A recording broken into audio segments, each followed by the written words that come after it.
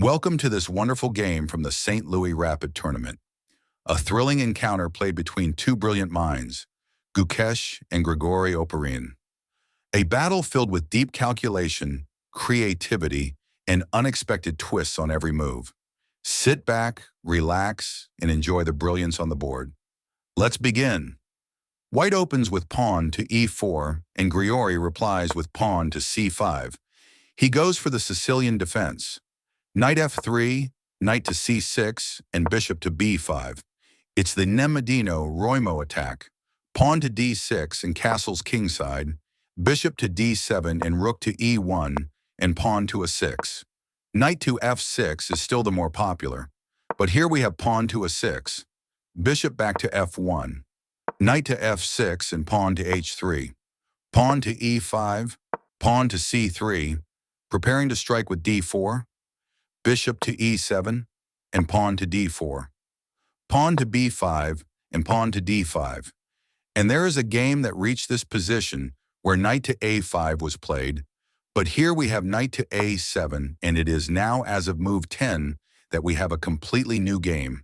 And the situation on the clock is pretty much equal.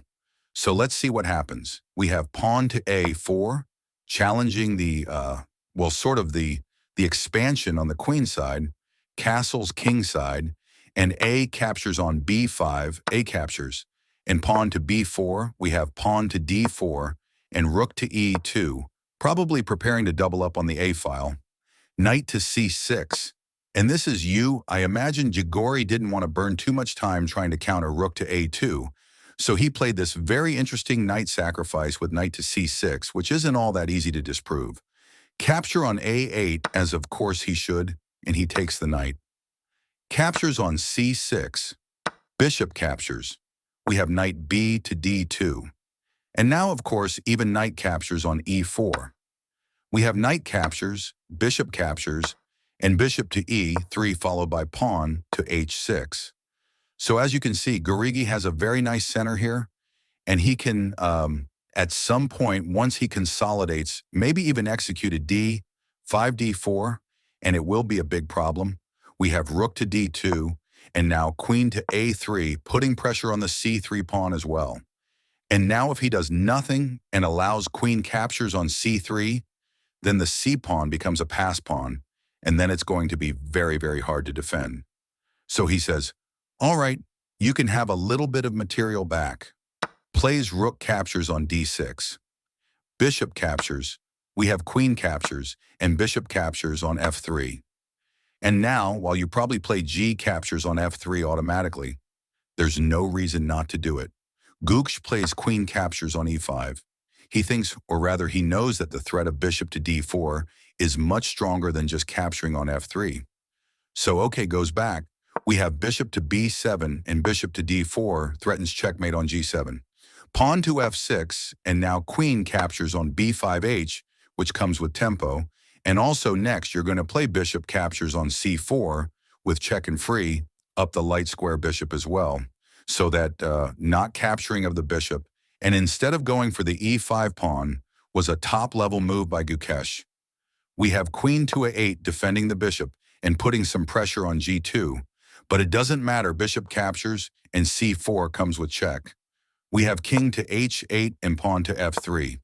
Now the queen-bishop battery isn't all that useful here, but maybe in some lines you have to watch out for bishop captures on f3.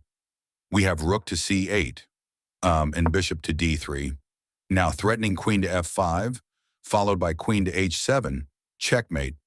Griori defends with bishop to d5, and now queen to d7 again, putting pressure on the rook, putting pressure on the bishop for the moment. The queen is guarding both, but you have to make a move. And also queen f5 followed by queen h7. Checkmate is still coming. So OPARIN goes for bishop to g8. Now the h7 square is nicely defended, and Gukesh makes the sneaky queen f5 move, sort of saying, okay, I'm tying down your bishop to defense of the h7 square. If you move it, queen h7 is checkmate. If you move the queen from the back rank, I can also capture the rook. So Grigori thought, let's counter both of these ideas at once. And he played rook to d8. And the move, of course, is not bishop captures on f6. The move is queen captures on f6. Rook to d8, and here Gukesh played queen captures on f6, and now there is nothing more to be done. After queen captures on f6, he just accepted the queen sacrifice, and Gukesh delivers this beautiful double bishop checkmate. So bishop captures on f6 is checkmate. An absolute masterpiece from Gukesh, turning defense into destruction with surgical precision.